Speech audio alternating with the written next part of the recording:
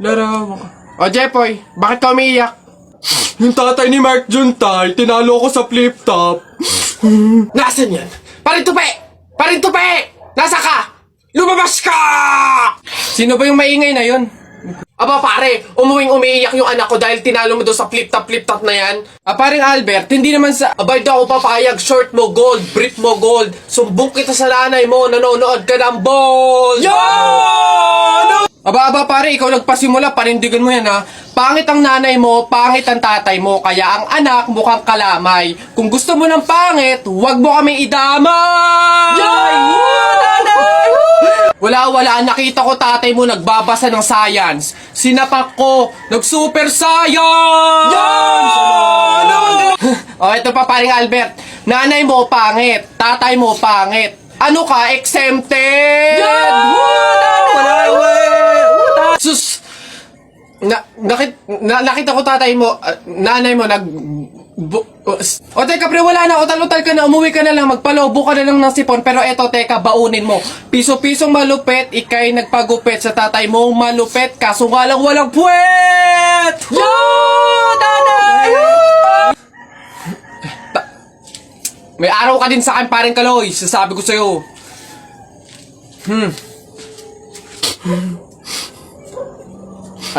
Anak, Jepoy, pasensya na, talo tayo. Flip-top ka ng flip-top, wala ka namang laptop. Eto piso, pabili ng lollipop! Don't touch me, kamay mong madumi. Wash muna bago touch me! Wala, talo, wala. Yun lang, sabihin mo sa nanay mo, break na kami. Nakita ko ang panty niya ganong kalaki! Wala, sa langit may anghel, sa lupa may shell. Tignan mo ang tatay mo kalbo, nagjejel! Wala, talo! Short mo dilaw, brief mo dilaw. O tignan mo ang lola mo, panty ay lawlaw! Ano ha, sa talo, ano, wala. Ba't dinamay mo yung pamilya ko? Puro pamilya ko yung sinasabi mo sa akin. Wala naman na pag-usapan na kasama yung mga pamilya. Ano, yabang mo ha. Panapok. O sige, ano, yabang mo ha. Sa talo ka naman ha. Ano, sige. Uy, pre, may nag-away oh. Ay, ano yan? Salita pa kayo ng salita. Suntukan na lang para malaman. O, sige nga, pass oh. O, pass. Oh, pass. No, pass din. Fight! Hawakan mo nga sa tenga. Hawak tenga lang pala eh. Duwag naman yun eh. Ay, nasa mo na kay Papa. Ba't ka umiiyak? Sa Jepoy kuya, tinalo ko sa flip top. Hindi porke konti lang alam ko sa flip top eh, ang yabang-yabang na. Hina mo naman, para yan lang iiyakan mo. Hindi mo na itanong nung bata kami. Maning-maning sa akin yung mga flip top na yan. Ituro mo sa akin yung Jepoy na yun, ako ka mukha kalaban sa kanya.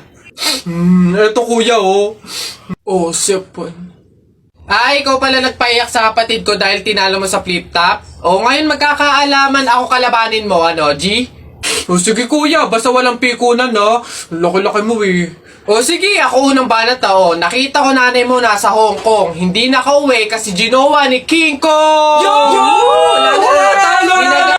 Para yun lang ito kuya. Nakita ko tatay mo nakatago sa kumot. Pinahidan ko ng kulangot. Biglang naging panot! Kuya? Sus, waepek. Ito, nakita ko tong batang to sa kanto. Binato ko ng trumpo, naging engkanto! Nakita ko nanay mo bumili ng itlog. Binato ko yung ulo, yung bukol, bilog na bilog! Wait lang. Nakalimutan ko, wait lang. Wala ka na pala eh. Ito pa, meron pa ako. Short mo ube, t-shirt mo ube, palakpakan ng bagong pulube! Wala ka na. Ito pa. Nakita ko nanay mo nasa Makati. Buntis na nangangarati! Bayabangan ng batang to. Suntukan na lang! Ay, boss! Kanin pa nga! Dito! Diyos ko, ito na naman itong mga to, bubulos na naman. Singkarang sisiba kumain ang tatakaw, pang 50 at ang kanin na nila to. Diyos ko. Hello again! Ito pa yung mga kanin nyo. Ayan. Ito pa. Okay. Ay, wait lang, boss. Dito pa pala sa kasama ko, mga 5 kanin pa. Tama na naman! Ang sisiba nyo kumain ng tatakaw nyo eh. Tirahan nyo naman yung iba, no? Baka maubusan. Parang mga hindi kayo nakain. Kanina pa kayo dito, ha? Diyos ko po, ang litsan, walang kabusugan. Uwi! Diyos ko, dito na tumira eh. Teka. Nasaan manager nyo? Ganito ba mga empleyado dito? Eto naman si Sir, hindi mabiro. May 3 kaban pa dun sila saing lang. Wait lang. Masyado ka naman seryoso masyado. Gusto nyo lahat ng kanin dito, iuwi nyo na.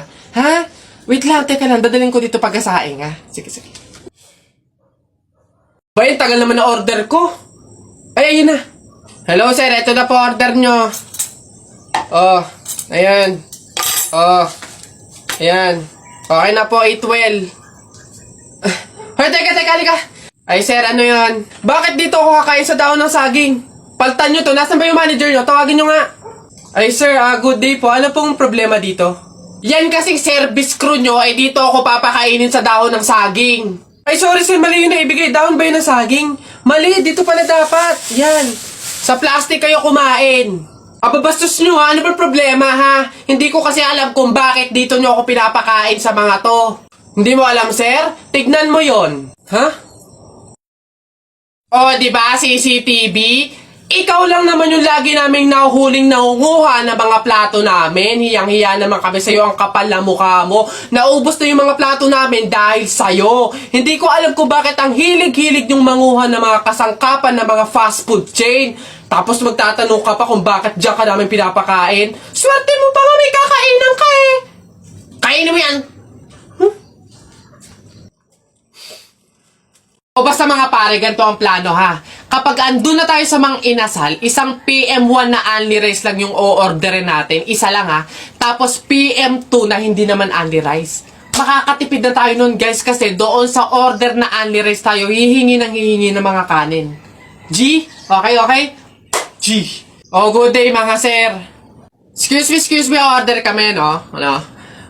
PM1 isa na only rice. Tapos, PM2 na hindi naman only rice, 3. Hoy kayo. Sinong maloloko nyo, ha? Wala na kayong maloloko dito. Alam na namin yung mga strategy nyo. Since mahal yung only rice, isang only rice lang yung o-orderin nyo. Tapos yung iba, mga mumurahin na. Ngayon, pag naubos yung kanin, tsaka nyo pupuntiryahin yung isang only rice lang na order nyo. Bubulos kayo ng bubulos, iisa lang naman yung in-order nyo only rice. Sinong maloloko nyo? Hindi. Simula ngayong araw na to, hindi na mangyayari yung ginagawa nyong ganyan. Kung sino lang yung umorder ng only rice, siya lang yung kakain ng madaming kanin. Ay, bawal ba yun? Oo, bawal na nga. Ngayon, kaya wag na kayong magtangkang magdaya-daya dyan mga abutan ng kanin nyo na yan dahil pababantayan ko kayo. Pasok! Kala nyo tignan natin ngayon. Hoy guys, wala na tayong kanin.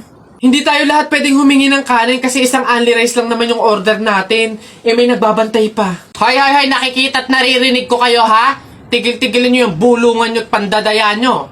Sabi ko sa inyo, kung sino lang yung umorder ng only rice, siya lang yung kakain ng madaming kanin ha?